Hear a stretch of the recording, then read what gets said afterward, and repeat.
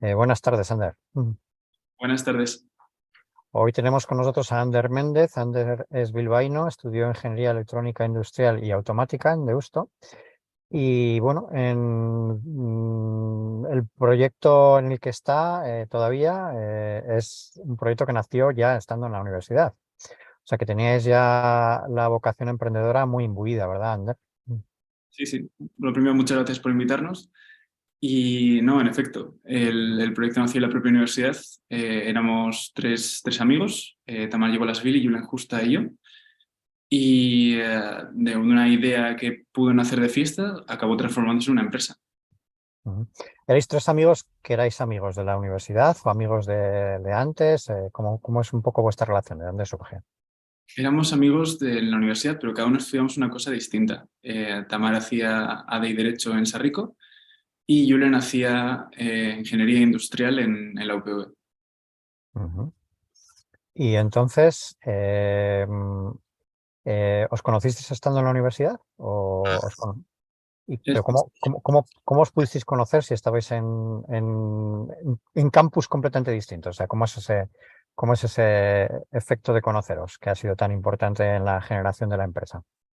Bueno, al fin y al cabo, coincides, cuando estás en la etapa universitaria, coincides con muchas personas, ¿no? Y te vas juntando por afinidades. A nosotros lo que nos pasó era, bueno, Tamara y yo nos conocimos a través de una amiga en común y a Julen le conocí en un congreso de ingeniería. Y pasa que empiezas a quedar para tomar algo y demás, y en algún momento pues tienes alguna idea, en este caso fue esto, que se complementaba muy bien con el tema de salir a tomar algo, ¿no? Y al principio hacíamos pruebas en casa, las sacábamos, le dábamos a probar a nuestros amigos, Ujú. y como veíamos que pues había triunfado bastante, decidimos que teníamos que dar un paso un poco más allá, porque nunca se había hecho esto a nivel industrial. Mm. Pero, Ander, todavía yo creo que nos puedes contar algo más de cómo surge eso, de cómo la idea se convierte en empresa. Eh, Os conocéis, empecéis a quedar, os veis de vez en cuando y un día uno de los tres dice, ¿por qué no hacemos esto? Claro, claro. Y, y esa idea es la que finalmente llevasteis a cabo o no. Sí, o sea, al principio sí es cierto que como cualquier empresa que comienza, luego hasta la etapa posterior, varios años después, cambia completamente, ¿no? Desde lo que empieza Ujú, hasta lo que acaba siendo es totalmente distinto. Nosotros teníamos claro que nos gustaba la idea de poder mezclar el alcohol que nos acompañaba de fiesta con las golosinas que siempre nos habían acompañado a lo largo de nuestra infancia y tal, ¿no? Y que todo el mundo ha probado y nos parecía como una mezcla muy divertida. Por supuesto, siempre para mayores de 18. Pero empezamos haciéndolo en casa, ¿no? O sea, un día tuvimos la idea. También es algo que se suele hacer en una etapa entre cuando eres joven, digamos, que se suele mezclar las golosinas con alcohol, dejarlas en la nevera un tiempo, tal, ¿no? Pero tenía ciertos problemas, que era que, claro, o sea, tú lo estás bañando en vodka o en ginebra, una golosina, entonces el alcohol se queda en la parte superficial de la golosina después de 2 días y cuando te lo metes a la boca realmente es un patadón de ginebra a pelo o de vodka. ¿De qué golosinas estamos hablando? Por ser más concretos, Ander, con las que empezaste a experimentar, estamos hablando no de Pues, gusanitos, no de gusanitos, evidentemente, porque se disuelven, ¿no? Pero. no, Mm, golosinas normales de, de una tienda de chucherías, o sea, realmente valían cualquier tipo de golosinas. Sí que empezamos con las que eran más duras, porque absorbe ujú. ahí un poco la estructura, pero empezamos realmente así. Entonces, Y un día estabais juntos y uno de los tres dijo, oye, ¿por qué no hacemos un experimento de mezclar alcohol con golosinas? Y, sacamos, y lo hicisteis. Fuisteis a la tienda, ¿qué comprasteis? Vodka, whisky, hacemos ginebra, ginebra. con las golosinas las dejamos en la nevera 2 días, vimos que era Ujú. algo divertido, pero no llegaba como a, ¿no? Pero, Y a ver, ¿en qué nevera las dejasteis? Porque vosotros todavía imagino que vivíais con los padres o. como buenos estudiantes. Y Entonces, los padres dejasteis en la nevera de casa, de casa y con permiso paterno, entiendo. claro, Mm, claro, claro. mm, Eh, y la cosa fue que vimos que tenía gracia, mm, cosas por mejorar, ¿no? Y fue cuando empezamos a hacer pruebas, que si lo ponemos con alcohol, con menos alcohol, tal, y a un punto ya saltamos directamente a decir, vale, ¿cuál es la fórmula de la creación de las golosinas como tal? Y vamos a empezar nosotros a mezclar ingredientes. Y allí fue mm. cuando empezamos a experimentar con la idea de que no que las bañes en alcohol, sino que en la propia formulación de la golosina incluye ya el alcohol, ¿no? Y Ujú. vimos que tenía una serie de ventajas que era que pues, está distribuido homogéneamente por la golosina, tal, no es que está solo en la superficie, entonces al principio es dulce y luego poquito a poco va saliendo alcohol, a diferencia de cuando la bañas. Y gustó bastante. Lo único que nosotros teníamos dos problemas principales. El primero era que no teníamos la maquinaria necesaria para fabricar golosinas a gran escala y tampoco teníamos los permisos necesarios para manipular el alcohol a nivel sanitario, ¿no? Y Vale, no, pero primero hicisteis una prueba con vuestros amigos. O sea, se los llevasteis a los amigos y les gustó. eso es. De hecho, nosotros empezamos siempre que salíamos de fiesta, típica etapa universitaria, siempre llevábamos golosinas con alcohol. Y pasó que gustaban tanto que siempre que nos veían nos preguntaban por ellos y ya directamente llegó a un punto donde ya antes de decirte hola ya te preguntaban por las golosinas. Y fue un momento donde dijimos, o Erais como los camellos de las golosinas con alcohol, de las fiestas, vamos. traemos Ujú, diversión a la ujú, fiesta, ¿no? El toque diferencial. ujú, La gente siempre hacía gracia, aportaba como ese valor, ¿no? Siempre, todo el mundo se acordaba en la noche de dónde había estado y tal, pero de que había probado golosinas con alcohol, ¿no? Y vimos que ujú. entonces tenía truco, en cierta forma. Y, y llegó un punto donde dijimos, oye, ya nos están preguntando siempre que salimos de fiesta por las golosinas, o dejamos de hacerlas o lo transformamos en algo muy grande. No teníamos un punto intermedio. Vale, que necesitáis producirlo de una forma a escala, no artesanalmente como estabais haciendo hasta entonces. Porque hasta ese momento las habéis vendido o solamente las regalabais. No, no, las dábamos pues como yo puedo sacar de fiesta chupachuses y dárselos a mis colegas. O sea, Sí, no sí. había, tampoco teníamos Pero un... sí veíais a la gente con disposición a pagar por ello. Veíamos que les gustaba mucho. Eh, Ujú, no habíamos hecho un testeo de decir, vamos a empezar a cobrar por ello. ujú, Tampoco porque no nos veíamos en condiciones de vender ujú. unas golosinas que habíamos hecho en casa. Sí, sí, sí. Ujú. Pero Vale. Ujú, llegó un punto donde nos lo planteamos y dijimos, vale, esto hay que fabricarlo bajo unas condiciones sanitarias ujú, y con una maquinaria que es más allá de lo que tenemos en la cocina de casa, ¿no? La cocina de ujú, Ama. Y eh, teníamos esos dos problemas que he comentado antes, el tema de las licencias del alcohol y el tema de la maquinaria de las golosinas. Y no había, después de hacer investigación, no había lugar en España y probablemente en Europa que tuviera las dos cosas en el mismo sitio. Entonces teníamos dos opciones, o traíamos las licencias del alcohol a un lugar donde hubiera maquinaria de golosinas, o llevamos maquinaria de golosinas a un lugar donde ya cumpliera las licencias del alcohol, ¿no? Y ujú. vimos que era, o entendimos que era más fácil llevar maquinaria de golosinas a un sitio donde ya tuviera las licencias del alcohol por todo el papeleo que requiere eso.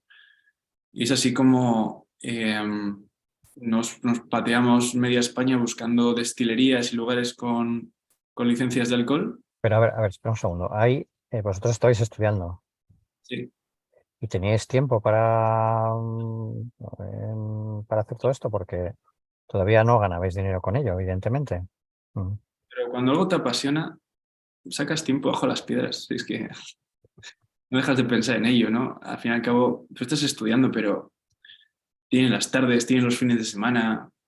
Ujú, Si algo realmente te apasiona, cada rato estás obsesionado pensando en ello. ujú, Y eso, y encontramos una destilería que se ofreció, que estaba en Burgos, Yo creo que es la única destilería de Burgos, que estaba en un pueblito que se llama Pozo de la Sal, que no es una gran ciudad, no es un pueblito, un hombre muy Sí, sí, majo. lo conozco muy bien, mi abuela es de allí, sí. Sí, Mm, pues mi familia es de cerquita, es del Valle Sedano. ujú, Pues eso, justo conocimos a este hombre en una feria de alimentación aquí que se llama, no era la Basquisite, era otro, era Gure o algo así. ujú, Y empezamos con él, o sea, cogimos una maquinaria como muy rudimentaria, muy básica de golosinas, ujú, se la dimos y dijimos, mira, este es el proceso, por favor, síguelo. Tuvo que contratar a una persona para ello. Empezó a hacer por primera vez pero que bajo unas licencias ya donde ya se podía trabajar legalmente, digamos, y que un producto ya vendible, con todas sus garantías, con todo, ¿no? Y para nosotros fue una ilusión bestial el decir, madre mía, o sea, tengo ujú. unas latitas que eran como metálicas, que tenían ya una pegatina, que ponía ya ositos, tal. Sí, pero una cosita antes, Ander. ¿Cómo encontrasteis a este fabricante de alcohol? O sea, ¿dónde, yo para otra gente que quiera montar algo y que diga, oye, ¿dónde busco yo fabricantes? Una ¿Cuál feria fue de vuestro? alimentación, una feria de alimentación que se hacía en el BEC, Ajá. que no acuerdo exactamente el nombre, pero se hace anualmente. Es una feria Ujú, donde va pues, temas de alimentación. Y ujú, fuimos allí pues, con el único objetivo de encontrar a ujú, todos las destilerías o cualquier persona susceptible de tener licencias de alcohol, hablar con ujú. ellos y decir, oye, mira, tenemos esta idea, nos gustaría fabricar, tú tienes licencias de alcohol, por favor, Más cerca de casa tenéis a los de Amurrio que hacen pacharanes, creo, ¿no? Y más cosas. No sé si llegasteis a hablar con ellos. ¿Cómo se llaman esos? Hacha, No me creo. acuerdo. Hacha, efectivamente, sí. Hacha y Luego, Baranya están allí, ¿no? Los dos en Amurrio, o muy sí, cerca. son la misma empresa, yo creo, ¿no? Creo que están separados. Bueno, sí. Ujú, Pero sí, también estuvimos hablando con ellos y tal, pero ujú, al final no salió. O sea, guardamos muy buena relación. De hecho, ujú, varias veces comprábamos alcohol recuerdo, de Barañano. ujú, Pero realmente, al fin y al cabo, cuando tú tienes unas licencias y estás fabricando y tal, no, no te sueles aventurar en hacer cosas distintas a tu modelo de negocio, ¿no? Si tú estás ujú, haciendo una ginebra o un vodka o un algo y alguien te viene con una idea un poco alocada, realmente tiene que ser parte de ti ese también deseo de querer innovar o hacer cosas nuevas para poder ir o hacer ujú, una cosa con esta gente. Al fin y al cabo, nosotros no le vamos a aportar una línea nueva de negocio sino realmente estamos buscando hacer una serie de pruebas que no le van a aportar mucho dinero ujú. comparado con su modelo normal de lo que está Claro. haciendo. Y la otra parte, la máquina de golosinas, ¿esa de dónde la sacasteis? Pues realmente fue un proceso que lo hicimos de una forma muy rudimentaria, que incluía una Thermomix, recuerdo. O sea, no era nada. ¿La Una, máquina la hicisteis vosotros? efectivamente, era un Ah, proceso y intentamos adaptar lo más cercano a industria, pero usando cosas que puedas encontrar en tiendas para adaptar el proceso. Y luego cogisteis una Thermomix y la adaptasteis para que fabricara golosinas. ¿Me estás hablando en serio? Sí. Eso tiene su encanto, sí, sí. éramos dos ingenieros y una Sí. chica de derecho, entonces nos Ujú. gustaba trastear. Ya, Y ya, ya. vimos ya que en Y algún momento, entonces le llevasteis esa máquina que habéis hecho vosotros al fabricante de alcohol efectivamente, a la y, y le dijisteis que la habéis hecho vosotros, la máquina esa. Sí. claro, le Sí, dijimos, sí. mira, esto hemos hecho nosotros, funciona de esta forma. O sea, ¿y qué salía de esa máquina? O sea, para hacernos una idea, ya que no podemos verlo, esa máquina, tú le metías una serie de ingredientes y esa máquina te saca ositos directamente o qué forma tenían las golosinas. Lo que sacaba la máquina era una mezcla, pero claro, o sea, tú cuando sigues el proceso natural de una golosina, lo que pasa es que tú estás calentando los ingredientes a una temperatura muy alta. Ujú. Por echar alcohol a eso se evaporaría, ¿no? Entonces, Ajá. el proceso que tenemos nosotros está modificado para poder no solo que la propia estructura de la golosina lo soporte, el meterle un tanto por ciento de alcohol que es súper corrosivo y no suele aguantar la estructura, sino el hecho de que no se evapore durante el proceso, que es ciertamente complicado. Vale, Y entonces esa mezcla, luego el fabricante de alcohol la pone en unos moldes y la mezcla con alcohol. no, el alcohol se mete dentro de la propia formulación y Ajá. luego finalmente O sea, vuestra máquina ya se le incluye el alcohol directamente. En la mezcla ya sale con alcohol. ujú, Ah, salía todo hecho como si fuera. ah. O sea que realmente el fabricante de alcohol no tenía que hacer mucho porque ya le dabais todo prácticamente comido, ¿no? Sí, pero nosotros dependíamos de las licencias Claro, sí, os daba evidentemente la capacidad de poder del- hacer todo esto con garantías y con permisos, claro. Vale, vale. Y luego esto va a un molde, entiendo, esa mezcla va a un molde y ahí es donde ya toma la forma de. Vosotros habéis hecho ositos, pero podían haber sido, yo qué sé, otro animal o un barco, por poner, por poner un dibujito cualquiera, ¿no? ¿Y por qué ositos? Siempre habíamos visto que la figura del oso era algo que nos había llamado desde pequeño. Todo el mundo identifica. Hay muy pocas figuras que sean comunes a todas las personas, ¿no? Y Ujú, entre ellas son los corazones, los tiburones, los ositos y ujú, poquito más, ¿no? Por el chupachus y ujú, luego hay muchos tipos de golosinas y tal, pero no son tan populares. Y vimos en el osito como la figura para nosotros más representativa. Y ujú, dijimos, siempre nos hemos identificado con el tema como del osito, ¿no? El ujú, oso se usa mucho. Y vimos también la posibilidad de que eso fuera algo que pudiera representar a las personas. ujú. Sí, sí. No sabíamos Ya. que luego nos iban Ujú. a cargar esa serie de problemas que luego trajo. Vale, y Pero entonces en la fábrica de esta de Poza de la Sal conseguisteis que ellos pudieran hacer todo este proceso con vuestra máquina, evidentemente, y vuestro asesoramiento y demás. eso es. Y ellos ya lo producían con garantías y con licencias, que es lo que necesitabais, ¿no? Y por primera Ujú, vez ya fue como decir, tengo esto, que es un producto vendible en una tienda, ujú, y por primera vez pues era un sueño hecho realidad para nosotros. Nosotros lo miramos y decíamos, puedo ya comercializar esto, ya nos da las alas para testarlo, para decir, vaya, en plan, la gente. vale, pero aquí a mí me surge una duda a nivel legal, a nivel sanitaria. Esta empresa tiene licencia para fabricar alcoholes, pero esto es un producto distinto, ¿no? Que lleva otros ingredientes. Eso, y desde mi desconocimiento absoluto, no tienes que ir a pedir un nuevo registro sanitario porque es un producto distinto o algo. No, no, no hace falta. Nosotros entendíamos que la categoría de producto, Ujú, porque esto también fue otro problema previo al tema de la fabricación, que es cómo se llama. ujú, Esto nos llevó muchos meses averiguarlo, porque al fin y al cabo no hay una categoría para algo comestible con alcohol, ¿no? Aparte de los bombones de licor, ujú, que tienen menos de un 5%, ujú, generalmente todo lo que está contemplado dentro de la legislación alimentaria se ujú, entiende como bebida alcohólica.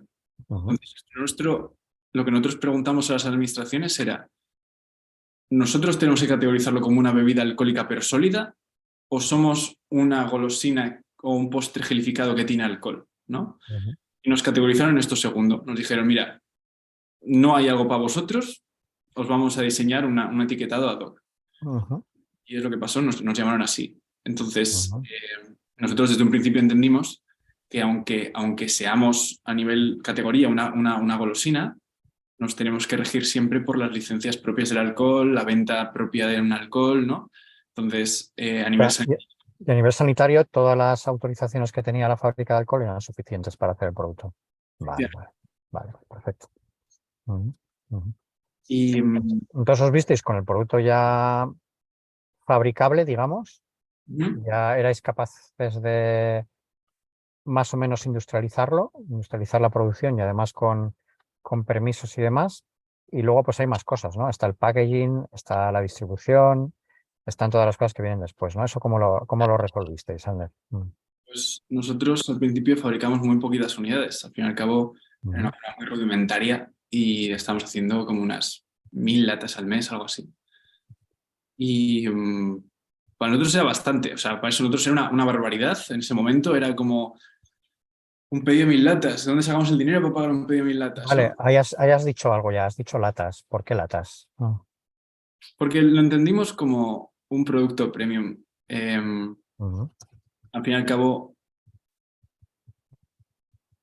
tienes que diferenciarte en cierta forma, ¿no? Y el hecho de usar el metal para nosotros era como un, aparte de ser algo que tú te puedes ya pues, tener en casa, una latita, tal, es algo como, también se entendía como un regalo, que era uno de nuestros pues, mayores clientes, ¿no? Al fin y al cabo, el regalar un detalle original, que era algo que encaja muy bien con la tipología de producto.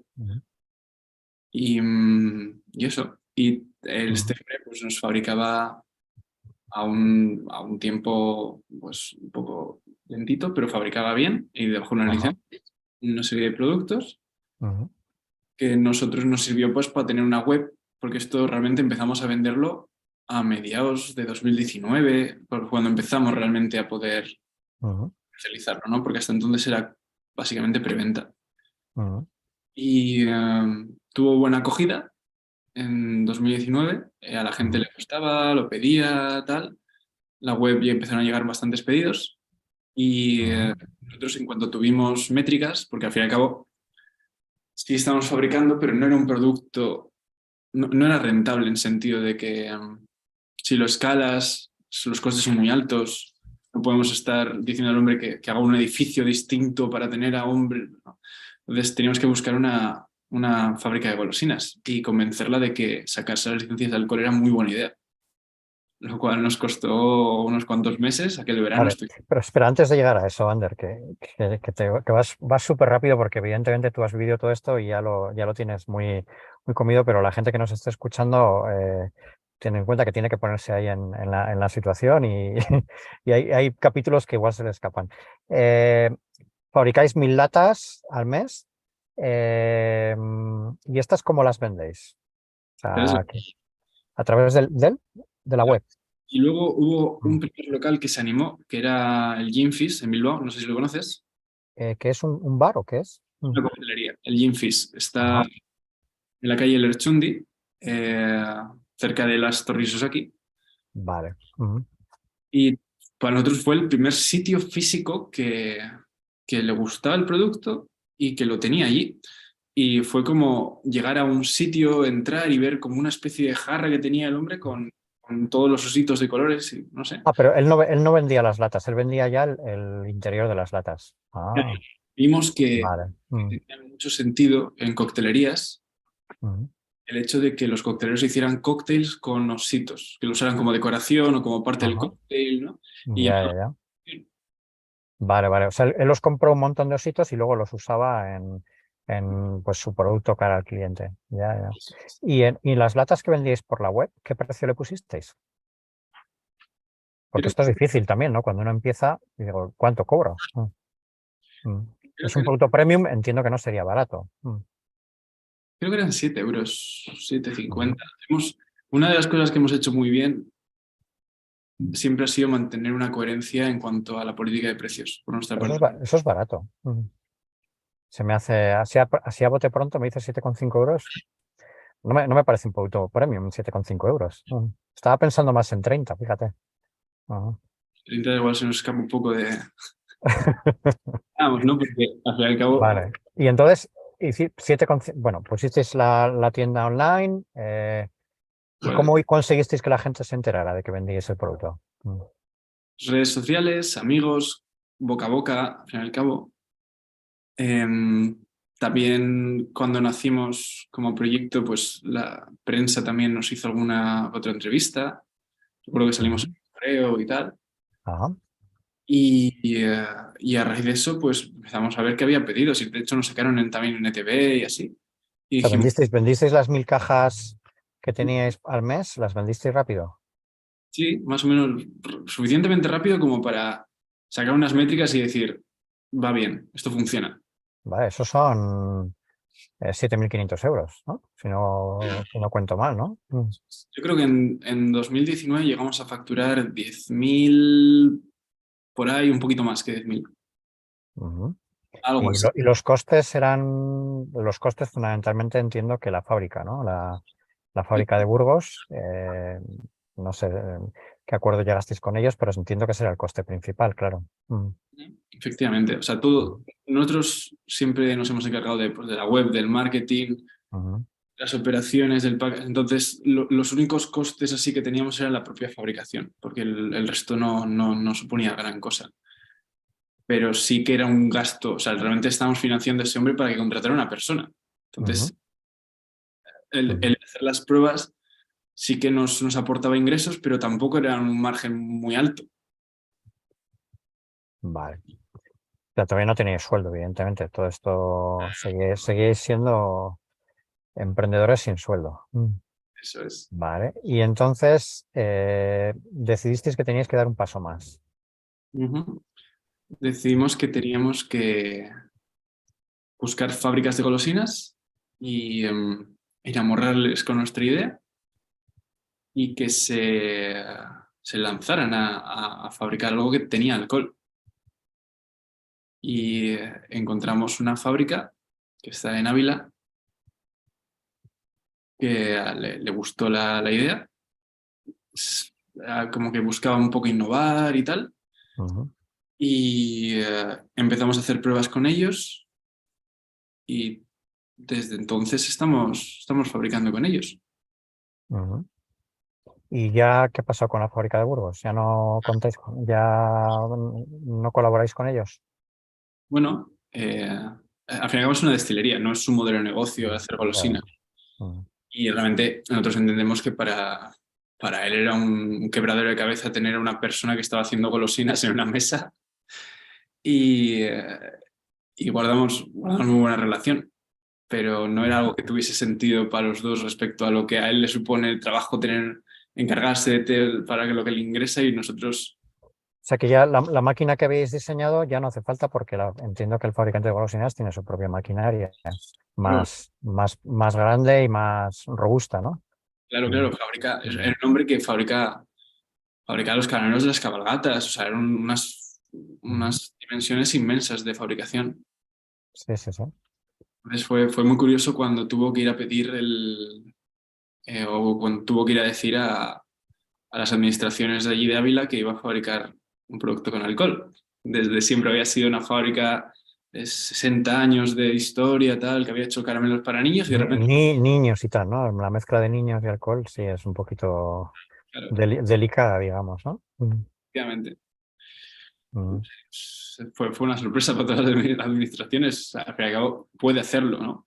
Pero mm, siempre ha sido como ¿vas a empezar a emborrachar a los niños en las cabalgatas? No. mm, Vamos a fabricar algo que tiene alcohol, luego, pues, antes y después se limpia todas las torbas y todo para que no haya ningún problema, pero mm, es algo muy chocante, al fin y al cabo, ¿no? claro, claro.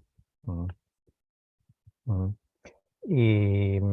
Y entonces, bueno, pues ya teníais un fabricante que se acercaba más a vuestra idea Ujú. y empezaste a colaborar con ellos y empezaste a fabricar más de 1000 unidades al mes. Nos lanzamos a hacer un palé de Wow. golosinas, lo cual para nosotros fue una apuesta, porque claro, el hombre no concebía la idea de hacer 1000 golosinas, ¿no? Él decía, a ver, nos decía, mira, yo saco de aquí trailers, si queréis Sí, os hago una prueba de un palé, ¿cuántos kilos? ¿1000 kilos o 500 kilos? ¿Cuántos hay ahí? 500 y 1000 kilos, algo así, de Mm. producto.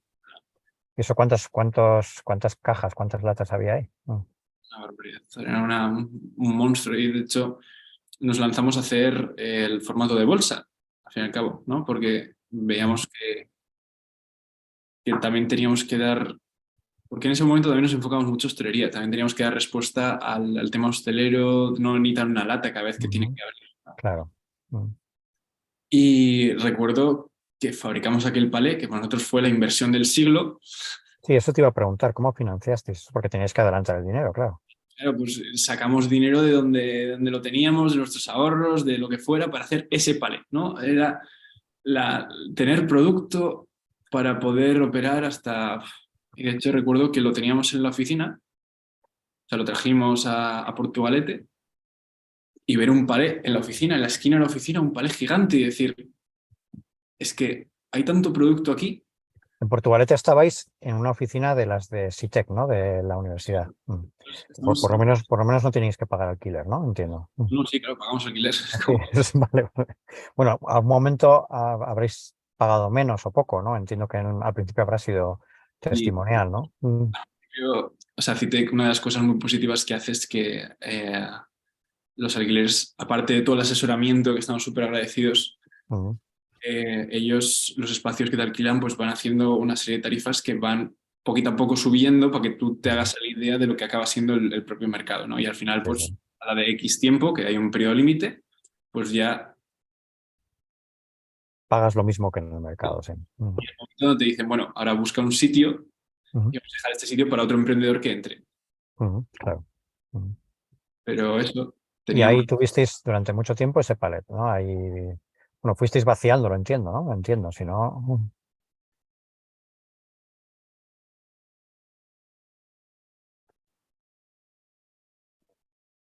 La verdad, ese palé estuvo ahí un mes, o sea, nosotros lo recibimos Ujú, igual en finales de noviembre.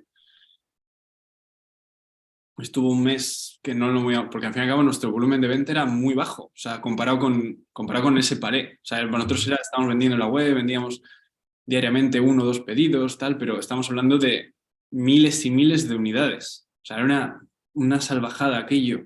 Y recuerdo mirarlo desde donde estaba yo sentado y decir, es que me voy a ir a la tumba y todavía no voy a terminar de vender el palé. bueno, tendrá una fecha de caducidad anterior a la tuya, entiendo, ¿no? Pero decir, es que voy a tener toda la vida ahí. Es muchísimo producto. ¿No? Ujú, No imaginábamos que, claro, porque era como, vale, nos hemos aventurado a fabricar esto, pero bueno, ahora habrá que aumentar el volumen de ventas, porque si no, no vamos a tener esto, ¿no? Y porque teníamos que mantener una estructura, no íbamos a estar siempre, ujú, eh, siempre claro. trabajando sin cobrar y no. Al fin y al cabo, como emprendedores estamos estudiando y tal, pero sabíamos que teníamos que estar encaminados a eso, en crear algo rentable. Ujú. Y entonces, ¿qué hicisteis para vender tanto? Porque entiendo que tuvisteis que aumentar considerablemente el volumen de ventas. Ujú, Pues fue que empezamos con campañas en redes sociales y demás, y empezó a subir el volumen de venta ujú, y realmente nos pasó también que en enero de ese año nos llegó, bueno, tuvimos todo el tema de lo que nos pasó con Haribo. No sé si sí, está hablando del tema. sí, bueno, hablamos ahora en un ratito, pero vamos, Coincidió. eh, lo de Haribo os ayudó a vender más. Lo que pasó con el tema fue que, o sea, nosotros recibimos todo aquello, o sea, fue un burofax muy serio de un despacho de abogados y, claro, nos pusimos, o sea, fue un tiempo duro, porque al final nos pusimos en la situación de decir, mira, llevamos con esto un año, 2 años, ¿no? Nos hace mucha ilusión, queremos seguir adelante, tal, pero es que no vas a hacer frente a una multinacional, ¿no? Lo veíamos así. Eh, meterte o hacer frente a una gran multinacional es algo donde puedes acabar muy mal. O sea, siempre habíamos escuchado historias de personas que sacaban algo adelante y de repente venía alguien y les aplastaba, ¿no? Y decían, bueno, a partir de ahora, ¿no? Y que la mejor solución era pues estar calladito, decir que sí a todo y salir de ahí ileso. Y cuando tienes, que en ese momento teníamos 24, 25 años, que justo es como una etapa donde ya estás terminando de estudiar, quieres entrar al mercado laboral, tal, el peor escenario que puedes imaginar es entrar a un mercado laboral cuando teniendo una denuncia de una gran multinacional, ¿no? Decir como, esto nos va a condicionar toda nuestra vida si sale mal, ¿no? Y Os asustaron, vamos. nos asustó mucho, o sea, pero o sea, era un burofax de 8 caras prácticamente, 7, 8 caras, y básicamente nos decía o sea, era una forma de decir que nos iba a enterrar vivos, pero no de forma literal. Sí, sí. Lo que nos decía era que si queríamos que no acabara en problemas, pues que teníamos que seguir una serie de indicaciones que nos daban. Y esas indicaciones pues incluían pues destruir el material, destruir la web, destruir todos los catálogos, la marca que le habíamos registrado en ese momento, pues teníamos que cederla. Y nos decía también que la web que teníamos, que era ositosconalcohol.com, pues que se la teníamos que dar a sus clientes, que era Haribo, ¿no?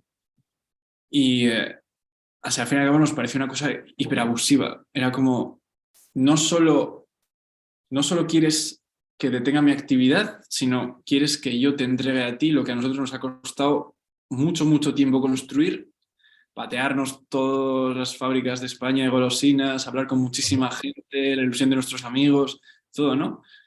Y lo Bueno, estuvimos... independientemente de esta demanda, vosotros ya estabais vendiendo bien, o sea, ya creéis que podíais sacar adelante el palé. Nosotros veíamos que podíamos tener un ritmo Ujú, adecuado. Al fin y al cabo, ya habíamos sacado por primera vez las bolsas, ¿no?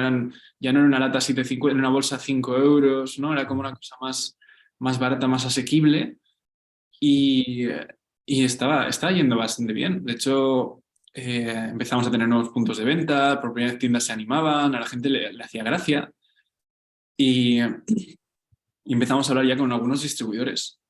Y, y eso, y lo que nos pasó a nosotros fue que, claro, en ese tipo de momentos que realmente es una decisión muy trascendental, es qué quieres hacer, cuál es el camino que quieres tomar en la vida, porque Ujú, te va a condicionar mucho lo que hagas luego, si sale bien, si sale mal, ujú.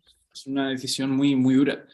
Y en esto que hablamos, pues cada uno pues con sus los amigos, tal, consultarlo con tus padres, con abogados, con mucha gente. Alguien nos dijo como que conocía a alguien que trabajaba en el Confidencial y y que lo que mejor que podíamos hacer era contar este tipo de cosas públicamente, porque nos decía en plan, oye, mira, no sabéis la de personas que les llega una demanda y simplemente pues cierran lo que tengan que cerrar y se olvidan y se dedican a otra cosa, ¿no? Y que el 90 y algo por ciento de ese tipo de operaciones realmente son cosas totalmente ilegítimas, pero cedes por la presión de alguien mucho más grande. Estábamos en 2020 en ese momento. Principios de 2020, que Mm. la pandemia era una broma todavía, ¿no? Como se oía algo de un coronavirus por ahí, pero Eh, no sabíamos cómo ese año iba ni a empezar ni a acabar. Entonces, hablasteis con el periodista del Confidencial y os hizo una entrevista, os hizo algún artículo, ¿verdad? Nos hizo una entrevista, efectivamente, Ujú. y la publicó. ¿No os dio miedo reconocer públicamente? Estábamos atemorizados. O sea, no era, o sea, eran unos días que decías, mi vida se puede acabar en cualquier momento, porque claro, hasta ese momento había sido un burofax. Pero no era, no os iban a asesinar, entiendo, ¿no? Os iban a cerrar la amenaza era de cierre de la empresa, ¿no? La amenaza era que nos iban a llevar a, bueno, consecuencias Ujú. legales, que pueden ser todo tipo, ¿no? Pero hasta ese momento había sido una carta. ¿Y Entonces tú, cuál era el argumento que utilizaban los abogados de Haribo para, o pues sea, vale, cuál es su argumentación jurídica, que es lo que ellos entendían que habíais hecho mal? principalmente Ujú. nos decían que estamos usando la forma del oso y que eso Ujú. no les hacía ninguna gracia. Y luego decían que nuestras marcas se parecían. Y claro, nosotros el tema de la forma del oso no lo entendíamos muy bien porque Ujú.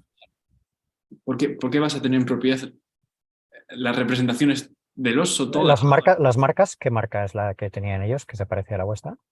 ¿Es la forma del oso, Haribo? Sí, pero la marca, has dicho que las marcas se parecían, te refieres a la forma, al diseño de la marca. El diseño, decían que el diseño del logo y Vale, el los hitos vale, como que vale. era muy parecido y que eso podía dar lugar a confusión. Y claro, Vale, vale. nuestra lógica era como, a ver, pero si nuestro público no es, Ujú. no son niños, no son, o sea, Haribo entendíamos que se enfoca mucho a un público bastante Sí. infantil, ¿no? Y decíamos, mira, pero si nuestro público es a partir de la edad donde suele llegar tu límite, Ujú. entendemos cómo puede haber esa confusión y luego que Porque nuestro, vosotros, ¿qué sabéis de vuestro público? O sea, ¿qué tipo de gente os estaba comprando hasta ese momento? ¿Gente como vosotros, jóvenes? pues al principio mucha gente joven, pero cuando empezamos, o sea, posteriormente en 2020, cuando Ujú. aparecimos en Confidencial y tal, el tipo de persona que nos estaba comprando era una persona más entre 35 y 50 años. Ujú. O sea, un- Vale, un estado más maduro de persona. vale. Entonces, os sacaron el artículo y ese artículo, digamos, que hizo vuestro producto más viral, ¿no? Explotó. En un momento todo, a partir de ese instante, por unos meses donde, claro, o sea, estabas con el peligro detrás porque Ujú. Pero no vosotros te seguís vendiendo. estás vendiendo, pero no ¿Y te quieres salir. cuántas latas llegasteis a vender en ese momento después de viralizaros? No recuerdo cuántas exactamente. Sí, joder, te tienes que acordar más o menos. Si las Yo mirabas, las tenías ahí delante en la oficina, ¿cuántos paquetes hacías al día en ese lo que, momento? lo que sí Porque sé esto lo es, hacíais vosotros, ¿no? Entiendo. sí, lo que sí, o sea, no sé exactamente el número de bolsas, pero sí lo que sé es que aquel palé desapareció en un momento y... ¿se me escucha?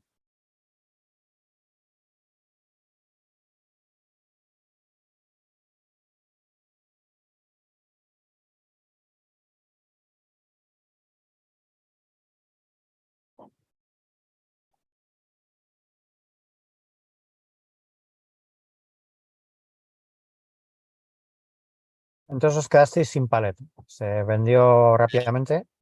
Pero nos quedamos sin palé y necesitamos lo que en un principio era un palé que era una inmensa cantidad y que nunca nos íbamos a librar de él, de repente necesitamos más, ¿no? Y fue como, claro, de un momento a otro, o sea, es que íbamos vendiendo bien ese palé, pero el hecho de haber salido en prensa ya nos empezó a conocer pues muchos bares, les gustó la idea de juntar alcohol con las golosinas, tal, como una cosa como muy innovadora, y mucha gente empezó a pedirlo porque se enteraron de que existía el concepto. Y durante ese periodo aparecimos, o sea, que fue un tema que se escaló a nivel internacional. Al fin y al cabo era como, oye, hay una multinacional que todo el mundo conoce, que es una de las mayores empresas de Alemania, Ujú.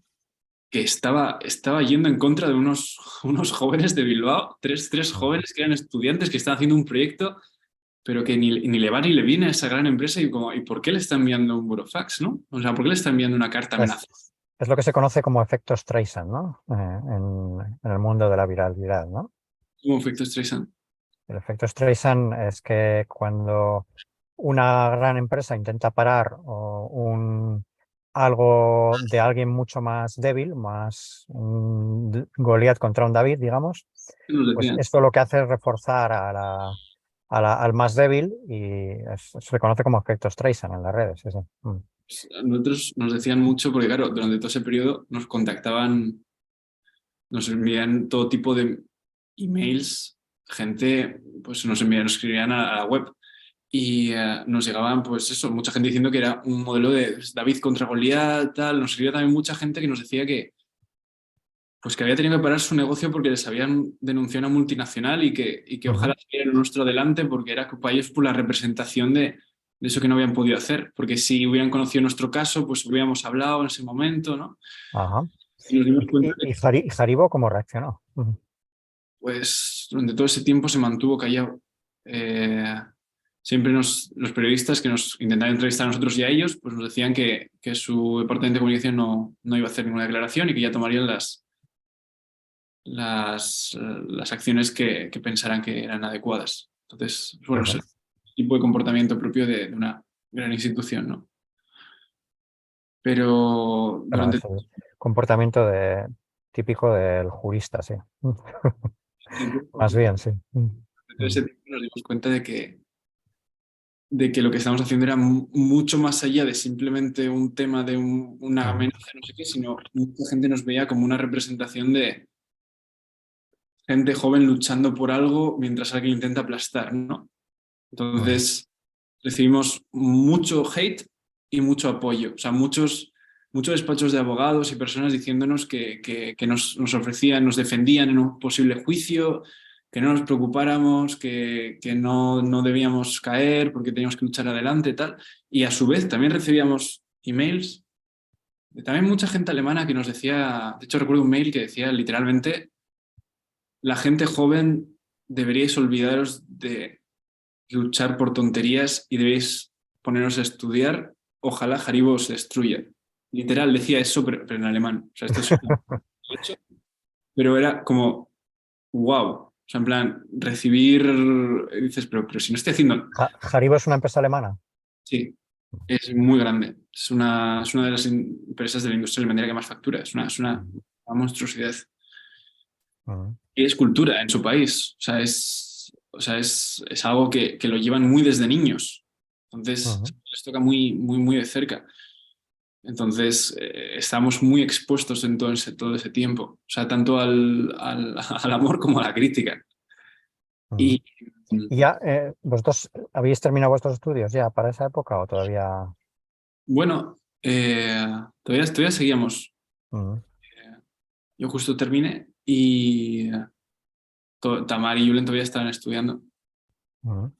Eh, Y a nivel de empresa, ya estabais facturando volúmenes muy importantes.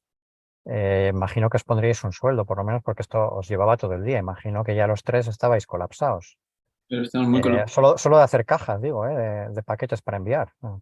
Y por no hablar de los mensajes que hay que responder y atender y la gestión de las campañas de publicidad, todo eso es ingente. Aunque bueno, no se hizo falta hacer tantas campañas porque os las estaban haciendo gratis, ¿no? No, realmente también tenemos que hacer marketing. De hecho, empezamos a fichar a mucha gente que venía de la universidad. Ujú, Empezamos a ampliar el equipo. ujú, Las personas que entraron como becarios, que les gustaba la idea, nos escribían. Pero de hecho, tema sueldo, en ese momento todavía no recibíamos nada. Entendíamos que teníamos que todo que reinvertir en que eso saliera adelante, porque ten en cuenta que, o sea, ahora lo vemos de una forma muy calmada, pero en ese momento era un ámbito de crisis absoluta donde decíamos, es que no sé si esto va a ir bien, va a ir mal, nos vamos a caer, o de repente pasa mañana voy a recibir una demanda y todo este dinero realmente va a ir para ellos. O sea, no claro, sabíamos absolutamente, o sea, nuestra vida estaba todo el rato pendiendo de un hilo, no sabías cuándo te ibas a levantar iba a pasar cualquier cosa. O sea, claro. durante todo ese tiempo nosotros estábamos en contacto con su despacho de abogados, que nos decían que querían hacer una videollamada, que querían hablar. Entonces, claro, todo el rato eran momentos de tensión.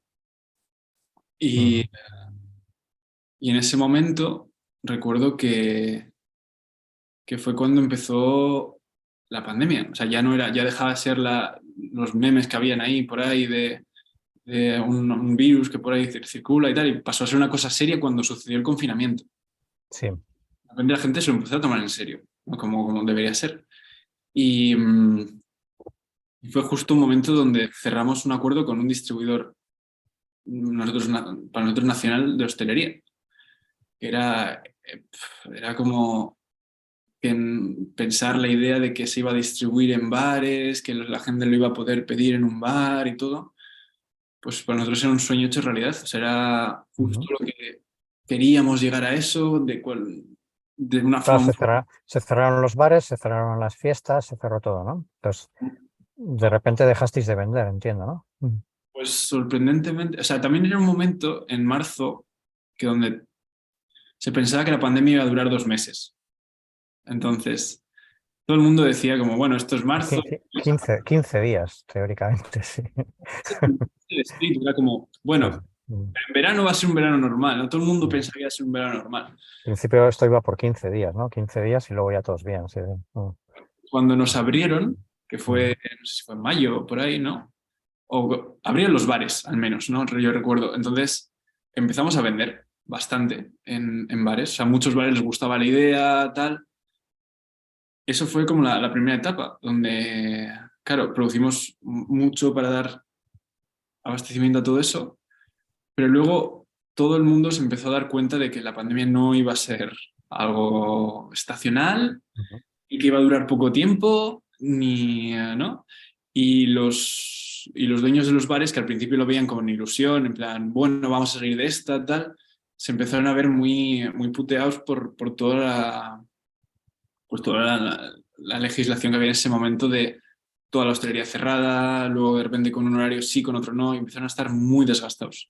O sea, toda la hostelería sufrió muchísimo, o sea, todas las empresas vinculadas al ocio, a la hostelería, al turismo, sufrieron una barbaridad, o sea, una Ujú. monstruosidad. Y claro, empezamos a ver que era muy fácil para nosotros entrar a bares porque lo cogían con muchas ganas, pero el bar tenía que sobrevivir. Entonces, no se enfocaba tanto en golosinas, sino ellos estaban más por el tema de voy a servir pues, lo que pueda. Entonces nos decían, oye, si vosotros sois una novedad, que es lo que somos, sois una novedad ahora mismo en el mercado, pero en ese momento la novedad era sentarte a tomar una Coca-Cola. O Claro. sea, estamos hablando de ese nivel, era sentarte a tomar una Coca-Cola o un Cass, era como algo súper novedoso. Entonces nos decían, distribuidores también nos empezaron a decir en mediados de verano tal, que era como, oye, es que está siendo muy difícil para mí vender cerveza y Coca-Cola y Fanta y Schweppes a un bar, ¿cómo voy a estar yo para introducirle novedades? ¿No? Y empezó a ser una lucha muy fuerte para poder entrar y luego para poder mantenernos en esos bares de hostelería. Claro. O sea, fue para nosotros un periodo de mucho, mucho, mucho aprendizaje. O sea, fue una 2020, o sea, acabamos súper, nosotros a nivel equipo súper quemados. O sea, un año que fue de repente pues una posible demanda con una gran multinacional, luego una pandemia, luego entramos en bares, luego de repente los bares tal. Y de hecho recuerdo que a final del año se nos ocurrió, porque ya estamos un poco hasta las narices de todo, se nos ocurrió que debíamos, pues esta tradición del tema de las uvas. Todo el mundo tomaba uvas antes de Sí, sí. los 12 segundos. Pues que teníamos que hacerlo con ositos, que teníamos que invitar a mucha gente a hacerlo con ositos, ¿no? Y empezamos diseñamos como un modelo de cajita que venía con 12 ositos dentro para que la gente se lo tomara en uvas. Y de hecho recuerdo que la rabia del momento no, o sea, el mensaje sería como feliz 2021, que era, ¿no? O bienvenido próspero año, era todo lo contrario, no era bienvenido el nuevo año, sino era qué bien que nos libramos de 2020. Entonces, recuerdo que todo, o sea, de hecho, la campaña, el propio packaging, todo ponía hasta nunca 2020. Así, Ya. hasta nunca, tres de las cuatro caras era como nuestro mensaje de ojalá nunca vuelvas a ese año tan para nosotros maldito. Sí, sí, sí. Y Y entonces, os quedasteis, pues eso, con todo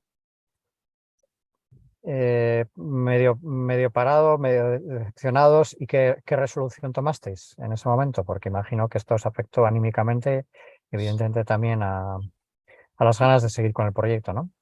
sí, también fue un momento donde el acuerdo que cerramos con aquel distribuidor, pues lo tuvimos que cortar porque ellos no querían seguir adelante con ello, porque pues ya sus prioridades habían cambiado y solo se querían dedicar a vender cosas que eran muy de primera necesidad. Y también ellos también estaban pasando por una crisis bastante fuerte en cuanto a lo Sí, financiero. sí, sí. Fuimos a principios de 2021